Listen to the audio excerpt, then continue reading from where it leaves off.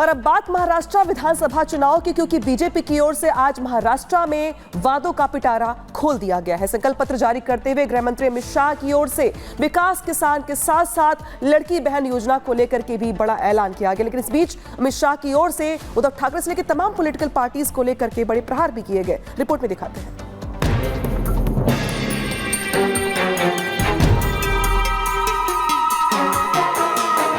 महाराष्ट्र विधानसभा के चुनावी रण में बीजेपी ने अपना एजेंडा सेट कर दिया है।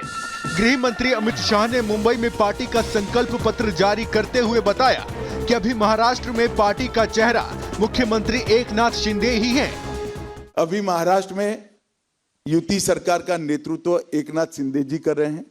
एकनाथ शिंदे जी हमारे मुख्यमंत्री हैं और चुनाव के बाद मुख्यमंत्री कौन होगा, तीनों पार्टियां इकट्ठा बैठकर इसका तय करेगी। हम शरद पवार जी को कोई मौका नहीं देंगे। इस दौरान गृह मंत्री अमित शाह ने विरोधियों को भी आड़े हाथों लिया। उद्धव ठाकरे से लेकर शरद पवार पर जमकर बरसे और कहा कि झूठ लंबे समय तक नहीं टिकता, इसलिए सरकार 2022 में गिर गई।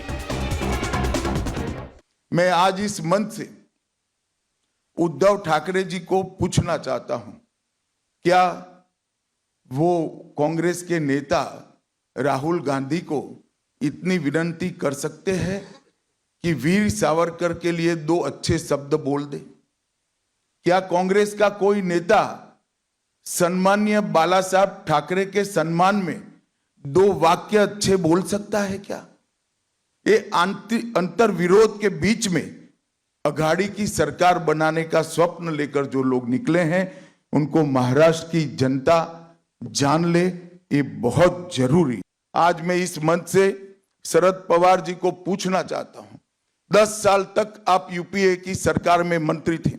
2004 से 14 महाराष्ट्र के विकास के लिए क्या किया, वो महाराष्ट्र की जनता को आपको बताना चाहिए। 10 साल में यूपीए की सरकार ने, एक प्रकार से अघाड़ी की सरकार ने महाराष्ट्र को सिर्फ 1,91,384 करोड़ रुपया और नरेंद्र मोदी सरकार ने 14 से 24 तक 10,15,890 करोड़ रुपया दिया।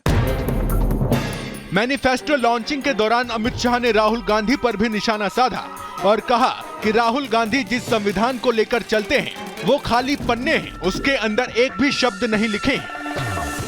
कि जिस संविधान की प्रति को लेकर राहुल जी संसद में संसद सदस्य की शपथ लिए, जिस संविधान को लहराकर बाबा साहब आंबेडकर के संकल्पों की याद दिलाई, जब किसी प्रेस के मित्र ने वो संविधान की प्रति को खोल कर देखा तो पूरा कोरा था, एक अक्षर भी नहीं लिखा।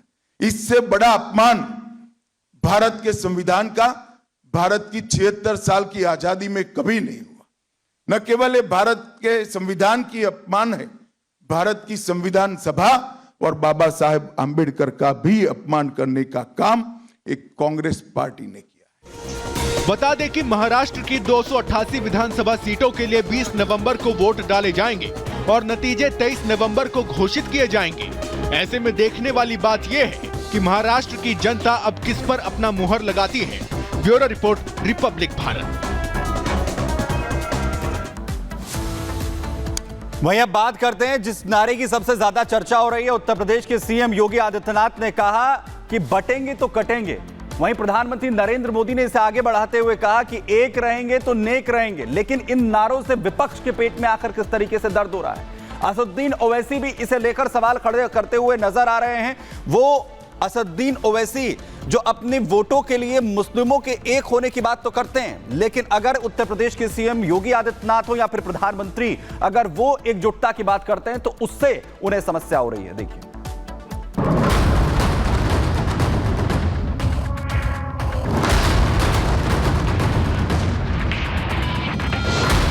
हरियाणा विधानसभा चुनाव में सीएम योगी आदित्यनाथ ने एक नारा दिया था, बटोगे तो कटोगे। राष्ट्र तब सशक्त होगा जब हम एक रहेंगे, नेक रहेंगे, तभी नेक रहेंगे। बटेंगे तो कटेंगे। इसके बाद प्रधानमंत्री नरेंद्र मोदी ने इसी नारे को आगे बढ़ाया और इसमें एक नई लाइन जोड़ दी कि बटेंगे तो कटेंगे, एक रहेंगे तो नेक रहेंगे।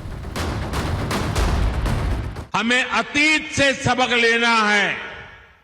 हमें हमारी एकता को ही देश की ढाल बनाना है।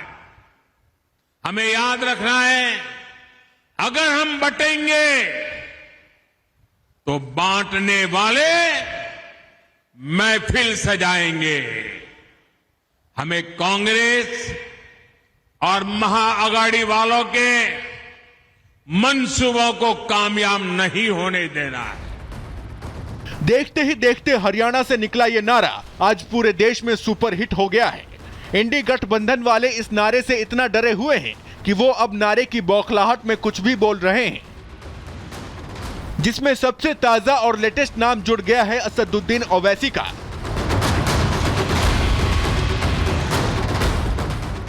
असदुद्दीन ओवैसी वैसे तो खुद मजलिस और मुसलमानों की बात करते हैं और उनकी पार्टी AIMIM का मतलब भी है कि मुसलमानों के हक के लिए आवाज उठाने वाली पार्टी। लेकिन मोदी और योगी हिंदुओं से एक होने की बात कर रहे हैं तो ओवैसी को ये बात खटक रही है। ओवैसी अब हिंदुओं को बांटने वाले एजेंडे पर काम करने में जुट गए हैं। वो कह रहे हैं कि पिछड़ों और दलितों को मोदी योगी के बहकावे में नहीं आना है।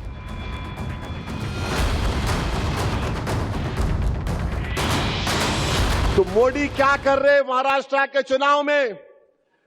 मोदी एक काम कर रहे हैं कि मराठा वर्सेस ओबीसी कर रहे हैं। मोदी क्या करना चाहते हैं? मैं हमारे ओबीसी भाइयों को बोल रहा हूं कि इसकी साजिश में मत आओ आप। ये एक की बात कर रहा है, हम अनेक की बात कर रहे हैं।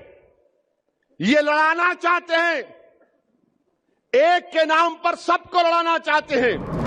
मतलब ये वही बात हुई जिसके बोल आपने अक्सर सुने होंगे कि आप करो तो अच्छा और हम करें तो कैरेक्टर ढीला। मतलब ओवैसी मुसलमानों को एक रहने की बात कह रहे हैं तो वो जायज है और हम कह रहे हैं तो नाजायज है। हालांकि बीजेपी नेता शहजाद पूनावाला ने अब ओवैसी के हिंदुओं को बांटने वाले एजेंडे की हवा निकाल दी। मुसलमानों को एक करना तो सेक्युलर एजेंडा है और अगर भारत के सभी लोगों को कहा जाए कि एक रहेंगे तो सेफ रहेंगे, अगर कहा जाए बटोगे तो कटोगे, तो वो सांप्रदायिक हो जाता है। ये ओवैसी की हिपोक्रेसी है। बात केवल ओवैसी की नहीं है, ये नारा यूपी में समाजवादी पार्टी को भी खटक रहा है। और कितना खटक रहा है आप समाजवादी पार्टी के नेता पाल यादव के इस बयान से समझ जाएंगे। तो बचेगा न कटेगा और जो ऐसी बातें करेगा बाद में पिटेंगे। अखिलेश यादव भी लगातार इसी नारे को सुनकर चिढ़ जाते हैं। एक बात तो साफ है कि इस नारे ने हरियाणा चुनाव में जब से कमाल किया है, विपक्ष की नींद उड़ी हुई है। और यही वजह है कि ओवैसी जैसे नेता अब हिंदुओं को ज्ञान दे रहे हैं। जबकि सच्चाई तो यह है कि उन नेताओं को अपने गिरेबान में झांक कर देखना चाहिए जो आजादी के बाद से ही तुष्टीकरण की सियासत करते आए हैं। Bureau report, Republic Bharat.